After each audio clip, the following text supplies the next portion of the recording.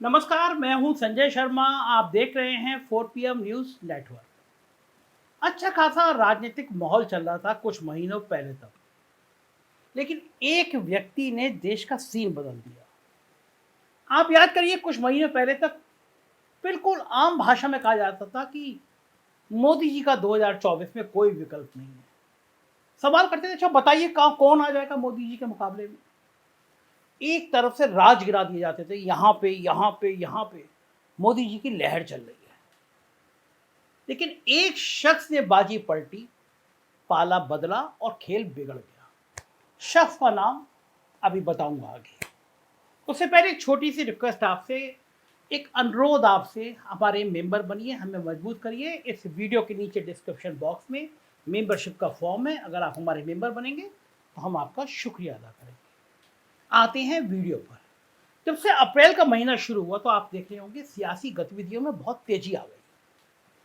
तेजी इसलिए आ गई क्योंकि लोकसभा चुनाव में अब 1 साल से भी कम का समय बचा है।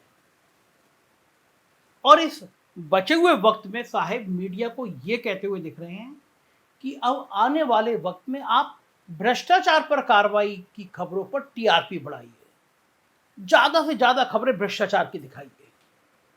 यानी भ्रष्टाचार पर सिलेक्टिव कार्रवाई जारी रहेगी और विपक्ष को भ्रष्टाचार के नाम पर दबाया जाएगा। ये एक तरह का खुला ऐलान साहिब ने एक गोदी मीडिया कॉन्क्लेव में कर दिया।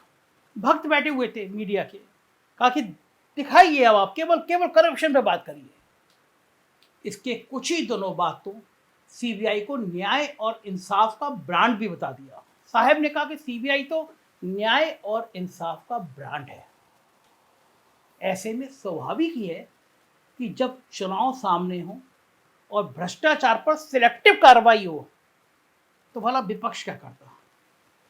उसने भी चुनकर एक ऐसा चेहरा निकाला जिसको सीबीआई और ईडी घेर नहीं सकती। 16 साल संसद में और 22 साल विधानमंडल में रहकर केंद्र और राज्य में रेलवे, भूतल परिवहन, कृषि जैसे बड़े बड़े मंत्रालय और 18 साल से मुख्यमंत्री पद को संभालने का लंबा प्रशासनिक अनुभव है। पिछड़ी जाति से आते हैं और सबसे बड़ी बात कि उनकी डिग्री ओरिजिनल है, फर्जी नहीं है। सिविल इंजीनियरिंग की है, मगर इन सिविल इंजीनियर साहब को सोशल इंजीनियरिंग में भी महारत हासिल है। और उससे भी बड़ी बात कि साहब उनसे बहुत चिढ़ते हैं। मगर साहब आखिर करें भी तो क्या करें। ये इंजीनियर साहब कभी उनको दावत देकर बिल्कुल अंतिम समय में दावत कैंसिल कर देते हैं, तो कभी वंदे मातरम का नारा लगवाने के लिए साहब पूरे मंच को खड़ा करवा देते हैं। तब भी ये इंजीनियर साहब के इशारे पर खड़े नहीं होते और साहब को अपमान का घूंट पीना पड़ता है। मगर मजबूरी देखिए, इस मजबूरी के चलते साहब इनको अपने इंटरव्यू में सच्चा समाजवादी बताते हुए नहीं थकते। मगर अब यही इंजीनियर साहब की चुनौती को झेलने में साहब नाकाम होते दिख रहे हैं। वैसे इन इंजीनियर साहब की एक बड़ी खासियत और भी है, और वो खासियत यह है कि ये कम बोलते हैं, कभी किसी से सीधे भिड़ते नहीं हैं। जब भी किसी से भिड़ते हैं तो एक प्रतीक या एक मुद्दा सामने रखते हैं और प्रतिद्वंदी को उसी प्रतीक और मुद्दे से भिड़ा देते हैं। इस बार जो इनका मुद्दा है, जिसने साहिब समेत नागपुर को तिलमिला दिया है, वो है जाति जनगणना का मुद्दा। साहिब इस मुद्दे से बहुत घबराए हुए हैं। तो चलिए फिर, अब बहुत सारी बातें हो गई, इन इंजीनियर साहब से आपका परिचय करा देते हैं। वैसे ये किसी परिचय के मोहताज नहीं है। सही समझे, हम बात कर रहे हैं बिहार के मुख्यमंत्री नीतीश कुमार की। बेहद साफ सुथरी और विवाद रहित छवि के मालिक इस नेता ने दिल्ली से नागपुर तक भरवा ब्रिगेड का जीना हराम कर रखा है। भरवा ब्रिगेड परेशान है और अब तो एक तरह से संपूर्ण विपक्ष की कमान ही इनके हाथों में आ गई, क्योंकि तभी वो विपक्ष को एकजुट करने के इरादे से ऐसे लग गए हैं कि एक ही दिन में दो दो राजधानियों का दौरा कर रहे हैं, कलकत्ता और लखनऊ, और इनके उम्मीद के मुताबिक रिस्पांस मिल रहा है। भगवा ब्रिगेड परेशान लगातार हो रही है। आइए जानते हैं कि आखिर क्यों इनको विपक्ष का सबसे बड़ा ब्रह्मास्त्र कहा जा रहा है। नीतीश कुमार की ताकत को समझने और उनकी चुनौती का आकलन करने के पहले जानना जरूरी हो जाता है कि आखिर साहब की वो कौन सी ताकत है जिसके बूते वो 2014 में दिल्ली पहुंचे थे। पहली ताकत है भारतीय जनता पार्टी और पिछड़े वर्ग के बीच की खाई को पाटना। मंडल आरक्षण के सवाल को मुद्दा बनाकर राजनीति के केंद्र में आई भाजपा पर ब्राह्मण बनिया पार्टी होने का लेबल लगा हुआ था, और यही कारण है कि 2 दर्जन पार्टियों से गठबंधन के बावजूद यह पार्टी 125 से 250 लोकसभा सीटों के बीच झूलती रहती थी। लेकिन साहब ने अपनी ऐसी ब्रांडिंग की जिससे पिछड़े वर्ग की नुमाइंदगी की बात करने वाली जनता दल परिवार की अलग अलग पार्टियों का सारा खेल बिगड़ गया। दरअसल साहब इतनी लच्छेदार, इतनी प्यारी, इतनी अच्छी बातें बोलते हैं कि हर कम पढ़ा लिखा या निरक्षर व्यक्ति उनकी बातों से सम्मोहित हो जाता है। गजब की कला है उनकी। ये उनकी कला ही है जिसने सार्वजनिक मंचों पर पिछड़ी जाति शब्द की जगह नीची जाति शब्द की अहमियत दिला दी, और अब यही पहचान पर नीतीश बाबू ने हमला कर दिया है, क्योंकि वो भी पिछड़े वर्ग से हैं।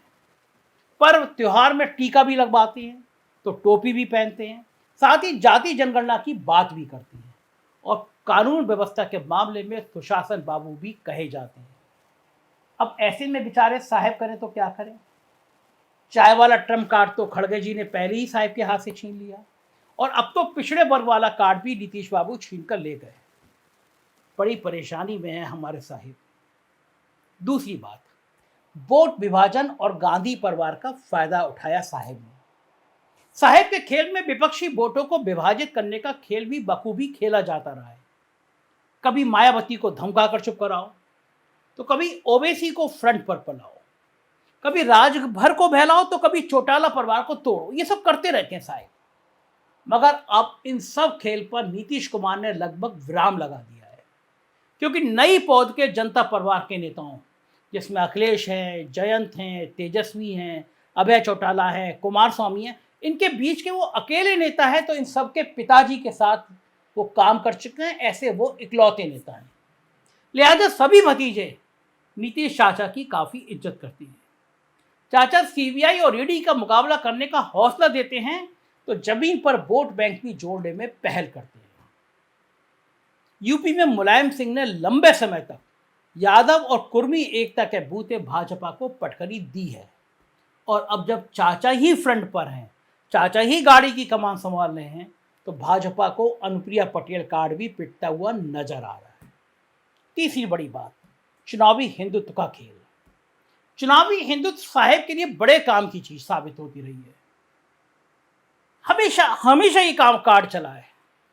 मगर अब नीतीश कुमार के साथ जब अखिलेश, तेजस्वी, जयंत, ममता बनर्जी, अरविंद केजरीवाल, केसीआर, स्टालिन, यहाँ तक कि दलित नेता मल्लिकार्जुन खड़गे और राहुल गांधी भी बैठते हुए नजर आ रहे हैं, तो स्वाभाविक है कि साहब को सीबीआई और ईडी में न्याय और इंसाफ का ब्रांड नजर आना शुरू होना ही था। चौथा, जनता के मुद्दे का खेल। अब जनता 5 किलो राशन और गैस सिलेंडर पर वोट नहीं देगी, ये साहब को भी यकीन हो गया, उनको लग रहा है। देख रहे हैं ना कर्नाटक में अमूल दूध पीता है इंडिया का नारा लगवाने की चाहत ने क्या गत बना दी है बीजेपी की। पूरे कर्नाटक में अमूल और नंदिनी की लड़ाई शुरू हो गई है। लेकिन अब उत्तर भारत में तो दूध पिलाने वाली जमात राष्ट्रीय जनता दल और समाजवादी पार्टी की वोटर भी साहब नीतीश कुमार के साथ जाते हुए दिख रहे हैं। इसके अलावा किसानों की एमएसपी गारंटी का मुद्दा, बेरोजगारी, पुरानी पेंशन, इन सब ने साहब को ऐसी स्थिति में डाल दिया है जिससे निकलने की कोशिशों में लगे साहब को पिछड़ा वर्ग के नीतीश कुमार और दलित वर्ग के मल्लिकार्जुन खड़गे की संयुक्त चुनौती, और उसमें भी नीतीश कुमार का लीड रोल में रहना साहब के पूरे खेल को हिला रहा है। खासकर तब से जब नीतीश कुमार ने लखनऊ में ज्वाइंट प्रेस कॉन्फ्रेंस की है, तब से पूरे विपक्ष की बॉडी लैंग्वेज ही बदली दिख रही है। लेकिन इन सब के बावजूद ब्रांड नीतीश कुमार बनाम ब्रांड मोदी की असली टक्कर तो 13 मई यानी कर्नाटक के नतीजों के बाद देखने की उम्मीद है, क्योंकि तब धारदार राजनीति, धारदार चाकू की बयानबाजी पर भारी पड़ती दिखने की संभावना दिख रही है। साहेब परेशान है उत्तर प्रदेश को लेकर। योगी आदित्यनाथ का जिस तरह कद बढ़ रहा है और दिल्ली से उनके पंगे हो रहे हैं, साहेब को लग रहा है कहीं ऐसा ना हो यूपी भी एंड टाइम पे कोई गुल खिला दे। भारतीय जनता पार्टी के अंदर भी नेताओं का एक वर्ग तैयार हो रहा है। अगर मामला 200-250 के बीच टिका तो फिर साहब का सपना टूट जाएगा। अकेले नीतीश साहब को समझ नहीं आ रहा कि इस चुनौती से निपटे कैसे। राजनीति की खबरें देखनी हो तो 4PM देखिएगा, हमारे मेंबर बनिएगा। कुछ राज्यों में हमारे और चैनल हैं, 4PM UP, 4PM Bihar, Gujarat, Karnataka, उन्हें भी सब्सक्राइब करिएगा। शुक्रिया, थैंक यू।